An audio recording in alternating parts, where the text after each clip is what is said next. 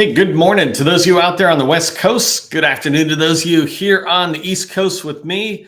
I usually start off a tip before we dive into today's training about the number one problem holding back 8A or really all small businesses from success. I usually start off these trainings with a tip for success, just as a thank you to say, or a way to say thank you for those showing up early and on time.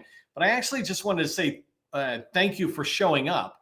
You'd be amazed at how many people keep coming into this community and really appreciating what you do to make them feel welcome when they come in. I'm just so excited that the community is being built where you're able to have activity that's separate from me with each other. And that's really exciting. And yesterday we had over 100 people live, but people are coming in over and over again. And I'm super excited about this idea of building a community that can be nationwide for small businesses by small businesses, if we can paraphrase the country's kind of logos there. But I just want to start off by saying thanks for showing up. It means a lot that you show up, whether you're in industry, small business, large business, whether you're kind of on the support side like me or PTAX or Apex Accelerators, folks like that, or even buyers. Hey, David Waltz showing up. Sometimes we get buyers in here. So just a quick thank you there to everybody for showing up. Okay, let's get started with the number one roadblock to federal success. When I set up the training, I labeled it as the number one problem holding back 8A small businesses from success. But what I'm going to talk about today applies to every small business. It's not just a problem with 8A small businesses.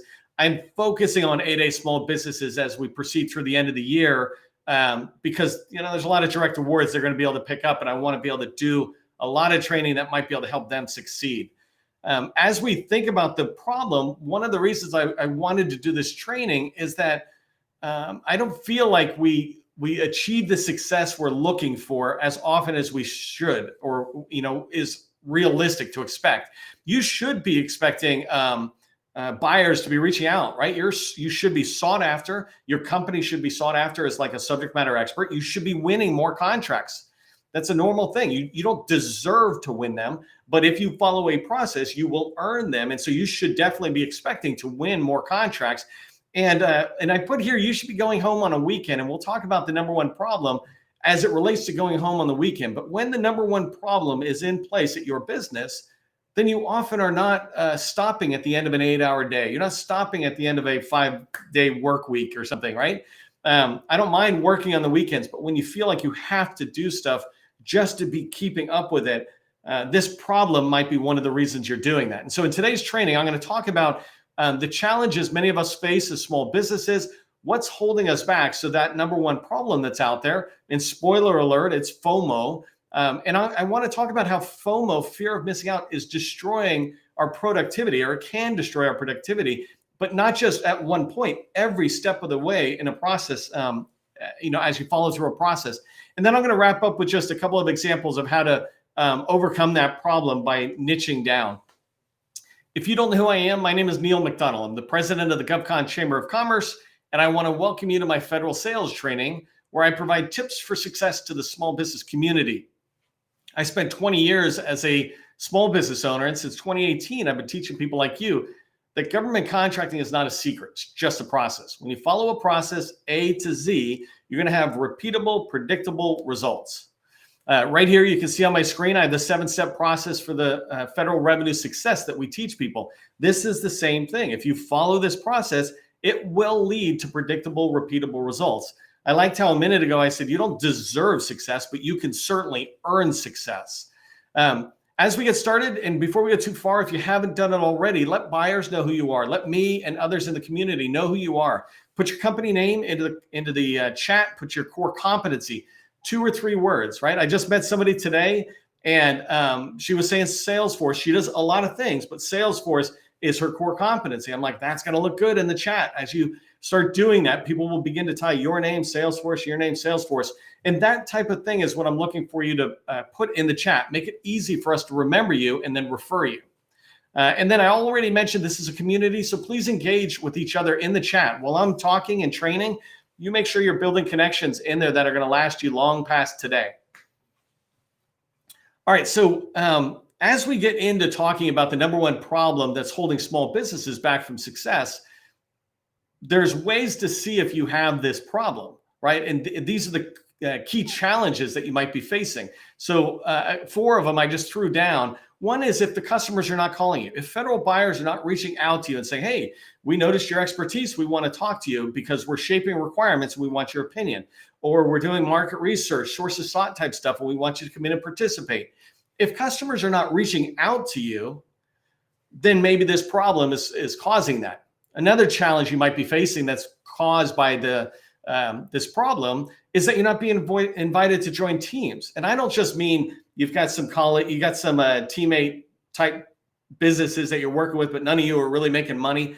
I mean companies that are doing 10 million plus, right? Even 100 million plus, that if they're not reaching out to you and saying, hey, your level of expertise is something we want to see and we could use on our team, then you're missing out on this ability to grow your company. And it's because often you're not seen in a way that somebody would want to reach out to you. I just did a post on LinkedIn this morning, and it's the 7-step process for, I can't remember what it's titled exactly, but the 7-step process for building strong teams in the federal market. And as you go along, one of the things that I tell you to fill out in that 7-step process is a teaming worksheet. And in the teaming worksheet, you lay out, hey, what am I looking for from a teammate? And so when somebody fills out that teaming worksheet and then turns and looks out into the market, if you don't align to what they need, then they're not going to call you. It's just as simple as that. And often you're not aligning because of this number 1 problem, which we'll talk about a little bit more in a minute. The third one, right? It's just going with this theme of no one's reaching out to you. The agencies aren't reaching out to you. Teammates aren't reaching out to you.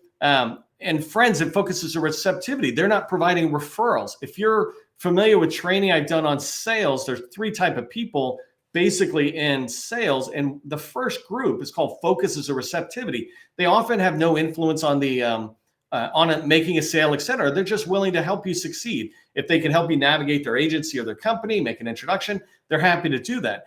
Well, if you have friends in the industry, if you have these focuses or receptivity at agencies, but no one's making referrals, you're not getting a call saying, hey, Jane told me I should call you. If you're not getting that, then maybe this problem is why, right? It's probably not because they don't like you. I would argue that, people will like you if they get to know you and they're happy to refer you. It's because it's hard to refer you.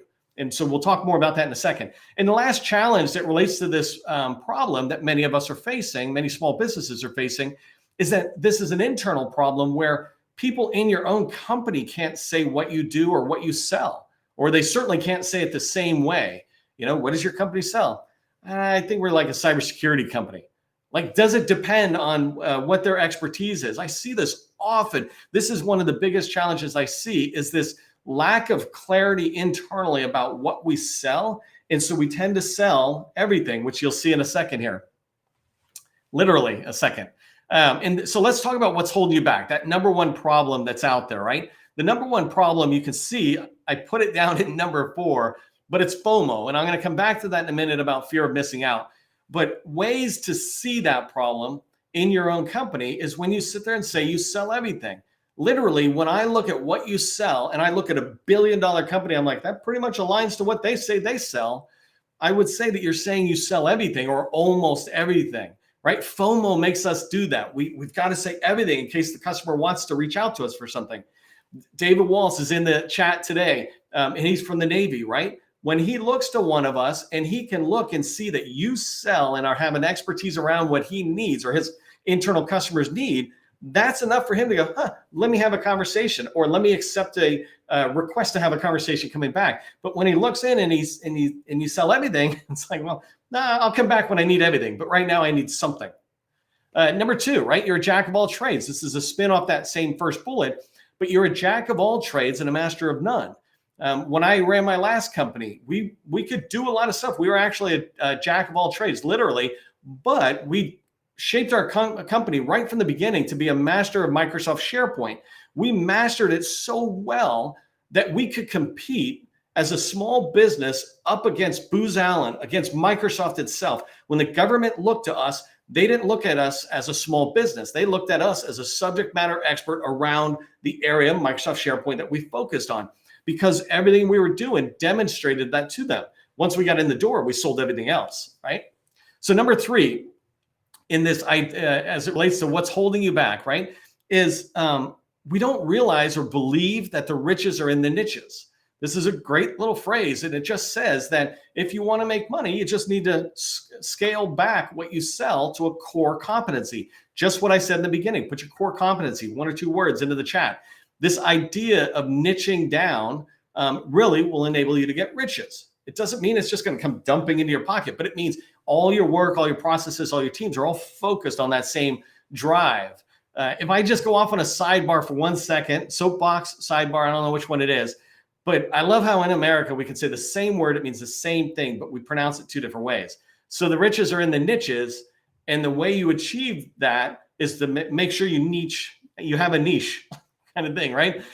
That one's crazy because you can say it niche or you can say it niche. But down below I wrote, it's the way you say NAICS is like snakes. It's not NACS. And I see this happen all the time in the government contracting world, where a lot of people call it NACS. And I feel a little embarrassed. Like I either feel embarrassed or I don't even say anything to them. But it's NAICS. And the way I know it's NAICS is not because Neil's so smart. It's because I look to the people who created the NAICS codes, the Census Bureau. They manage it. They have it. And in their manual, it says, hey, it's NAICS, like snakes. The reason this is important, coming back to niches and niche and snakes, right? Or NAICS, is when you start thinking about the Navy and they've got NAV War. It's not NAV War. It's not NAV C or something. Understanding how to pronounce something correctly. I know this sounds so minimal, but it is so powerful, because if we're willing to either ignore to say something the right way or to refuse to say it the right way, then potentially we feel that same way about people's names, right? And when we do that with people's names, we're unintentionally, I would say unintentionally, disrespecting people. And so it takes 2 seconds to just learn how to pronounce things the right way. And if I could just get people to say NAICS, I'm on my soapbox, or I'll get off my soapbox. So, okay, that's a little sidebar, but I wanted to put it in and tell you that you can find that at the Census Bureau. Number 4, though, is the main part of this slide. The number one problem holding us back from success overall, right? Overall, you might have a particular bottleneck that your company's running into at the moment, but the overall problem small businesses have that hold us back from success is fear of missing out. We fear that if we don't say we do everything, we'll miss out on this thing when it pops up. The problem is that's kind of like a shiny object syndrome, where you're looking here because you see a shiny object and something blinks in the corner of your eye, and you're like, oh, you're looking there, and you're here, and you're here, and you're here, and you never get good at any one thing. And I'm going to talk about this and dive into this in much more depth. But this problem holds you back from getting good in your company, for your team to get good, for people to really know where you fit in the overall agency supplier portal or suppliers list or something, or where teammates see you fitting on their teams. That fear of missing out means that if I don't say I do everything, I'll miss out on everything. But I would submit that if you say you do everything, you're going to miss out on everything. And so let's talk about how that can really fit in the next slide. Before we do, though, I just want to remind you that we've got the July directory. We've got these 3 main directories that are out there, and you can check them out under resources. But this one here I'm talking about today is the vendor and supplier portal. It's over 100 supplier portals in the federal government and with large prime contractors. You just need to go in there. This is where buyers look first when they're going out to do market research. If they have a supplier portal, they look at their own. Then they look at like DSBS and some of these others. And so there's multiple Navy ones that are in there, and there's many, many large primes. Download that. It's free. Download it and get registered in the supplier portal so that you are more visible to the buyer when they start looking. This is especially important to 8A small businesses. When you think about direct awards through the end of the fiscal year, they're going to start happening faster and faster. And you need to make it as easy as possible for buyers to find you. And this is just one great way for you to do it. Last thing about this slide, I just want to point out the Ask Me Anything button. We recognize that there's a lot of people who have questions and you struggle to find anybody to get the answer to you quickly. So we put this button here. We're fielding questions as fast as we can, but we wanted to just give you a place where 24/7 you could ask questions, and and on our convenience, we'll get back to you. But we try to get back to you really, really fast on it. At some point, I'm going to start collecting the questions and just putting them in on our webpage so that you can go see the questions that are being asked. All right, let's talk about how this number one problem, FOMO, is destroying your productivity, and why it's important to overcome FOMO and really niche down, like I was talking about, have that core competency. So when you think about FOMO destroying productivity along the way, I have the 7-step process. And this 7-step process is literally what you're doing through sales. The first one, research. Imagine if you say that your company does cybersecurity, data analytics, and cloud. I have a previous customer who says that, but they're about to be large, and so it's acceptable. But if you're a company under 10 million and you say you do those 3 things, when you come into the research phase of the 7-step process, you're gonna get confused about where to go. What data are you trying to find? What are you trying to build? Like when we do research, we always start by building an org chart, understanding the agency structure, so that we can begin to go, well, which ones of these buy or need what we sell, things like that. But if you're saying you sell too many things, your research just becomes unending in there. The second phase is targeting, right? The second step in the process is targeting. Targeting is about building a list of 200 names. We just did this the other day for a customer where you have 200 names, and these are the people I'm going to start reaching out and calling during outreach. And so when you are doing targeting, but you're so unfocused, you have this FOMO problem, you're not going to be able to have this consistent big pool of people around the same core competency. So I said data, cloud, and cyber as 3. If you just said cyber, I built, for example, a list of all the DoD cyber commands, a couple hundred of them within DoD who have anything to do with cyber. You know, as I'm getting ready to sell cyber in there, they had $10 billion spend. I wanted to know where that money was being spent and which agencies or commands were doing that. Well, I'm able to do that. And then I'm able to put a command or leads on each one of those commands. And I'm able to build a targeted list of cybersecurity people within DoD. That's a very focused thing. Then I can drive in. And it's the same thing with outreach, right? When I go to call those 200 people, my messaging needs to be the same. If I sell everything, then I'm bouncing around and hoping I can throw out some words where they go, wait, what was that word? Tell me. But that's not what you really want in sales. In sales, what you want is to say, hey, I sell cyber. In fact, this kind of cyber. Does that interest you to talk more? Yes or no? No, perfect. Let's get out of here, right? I don't want to talk to everybody. I want to talk to people who are going to buy what I sell. And what I don't want is to just throw everything out. FOMO means I have everything and I'm throwing it out and hoping they come back. It makes for very poor outreach, which makes it really hard to develop strategic relationships, right? Again, going with that cyber example, just within DoD, I would want to be building strategic relationships with commanders in charge of cyber commands, or not just U.S. Army cyber command or something, but down below. The Air Force has like 70 or 100 commands below 16th Air Force, right? So understanding those and finding the right strategic relationships, that comes from having that niche. And the same thing with opportunities, right? Your pipeline starts having all sorts of junk in there that you're struggling to do any kind of capture on. But when you have really a niche down core competency, when you're focused, you're able to have opportunities in your pipeline that we call slam dunk opportunities. They're written for you. You're like, we can knock this out of the park. We just need the customer to accept our pricing, but our technical approach, they're going to love, right? Whatever. And that leads to proposals. The second to last step here, proposals. When you're writing proposals, if you have FOMO, this is why you spend late nights at work or on weekends at work, is because every proposal is like this complete new creative effort. You're having to figure things out and write it. And you have to find who can come in and write to this. Do we have any idea what this means, et cetera? But when you have focus, when you avoid FOMO and you niche down on a core competency, you niche down on the agency, things like that. When you do that, when you get to the proposals, 60, 80% of what you write could be repeatable.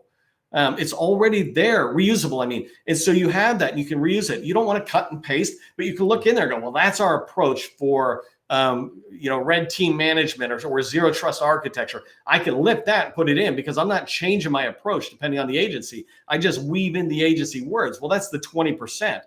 When I do that, I can go home early or I can go home on the weekends. And so this is why I'm saying FOMO destroys your productivity as you go along.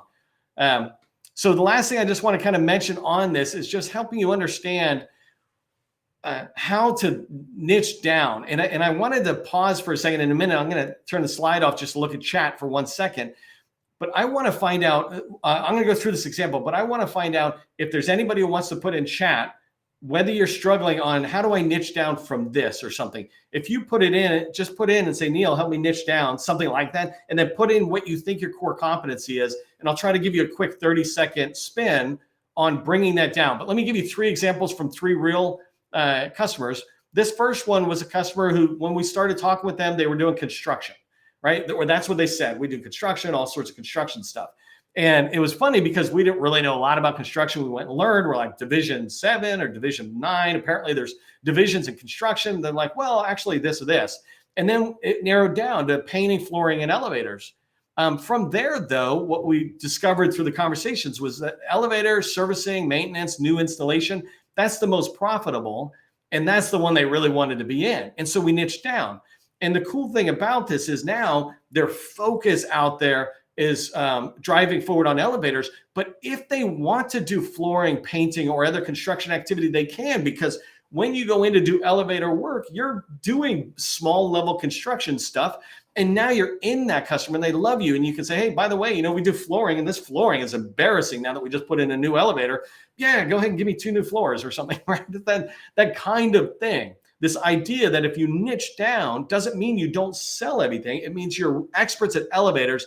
And then when you're in, you can say, hey, we can paint this hallway so when people come off the elevator, it's a real good experience. Those lightings, there's a whole new lighting systems that are in place now that actually are air filters and light. Would you like to talk about those? You have the ability to keep expanding, but you niche down to get in the door. The next one is, I just use IT, information technology, right? Had a company saying, we did a lot of that. I'm like, well, what do you want to do? Well, cybersecurity. It's like, okay, well, what are you great at? And this last one is RMF is risk management framework, and ATO is authority to operate, approval, I think authority to operate, continuous authority to operate. The idea of niching down to that is, I had an opportunity, I was working, it was $200 million opportunity that they needed RMF experts. And that would have been a multi-million-dollar piece of work on that big contract. Being focused and niche down like this allows people to have in their mind that, oh, you do RMF. And when they're talking to somebody else, they go, we're going after this opportunity. We're short on RMF strengths, but otherwise we're good. You know what? I know Sally, their company does risk management framework. Why don't I make an introduction? This is what I meant from the beginning. If people aren't calling you, maybe it's because you're not niched down enough for me to easily remember what you do. Do you remember in the beginning, I said there was this lady who, she and I just started talking, and she says she does Salesforce plus other stuff, but Salesforce is in my mind now, and I'm going to just attribute that to her. So if I ever get the chance, I'll be able to make an introduction. I don't need to know the rest of what she could do. Salesforce is her strength, her niche. And then the last one is mine, right? This is where I did digital transformation, software development, SharePoint services. And in this particular one, I did that exact same thing, right? We did a version of digital modernization, transformation. We niched it down and said, well, software development. And then we built a business on SharePoint. And right now we have another customer who's building it on SharePoint and Power Platform as an example. These are perfect to get you in the door because people are like, that's really specific. The FOMO people are the ones who say, we do Microsoft 365, or worse, they say we do Microsoft 365 and Google Cloud and Amazon Cloud. It's like, no, be an Amazon through and through company or a Microsoft through and through. This is my opinion, right? Is that I like this idea of niching down. I like being vendor biased, saying, hey, no, there's a lot of companies out there. When you need a Microsoft company, we are the experts because we go, we're through and through Microsoft, we're trained, et cetera. So that was a long way to do that. Let me just switch over, look at the chat really quick, see if anybody put something in that I can try to address. If not, so there's bidding process. Looks like no. It looks like it's just conversations going on, which is fine. Company 2. So here's IT hardware, software for Fed, state, and local.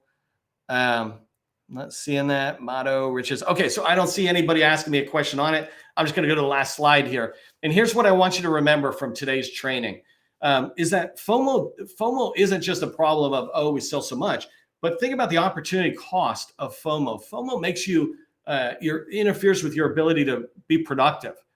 If you say you do everything, then you're going to have this need to kind of do everything, right? So you're running around.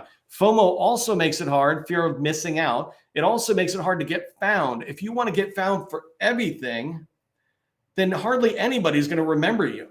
But if you sit there and reverse that and say, here's my niche, right? You reverse it and niche down and say, I do SharePoint, I do elevator services, I do zero trust architecture or risk management framework. If you niche down, people begin to remember who you are. I did an entire training on it's okay to be pigeonholed or typecast like actors are, because it gets you in the door. Once you're in the door, your customer can know, like, and trust you. Your teammates can know, like, and trust you.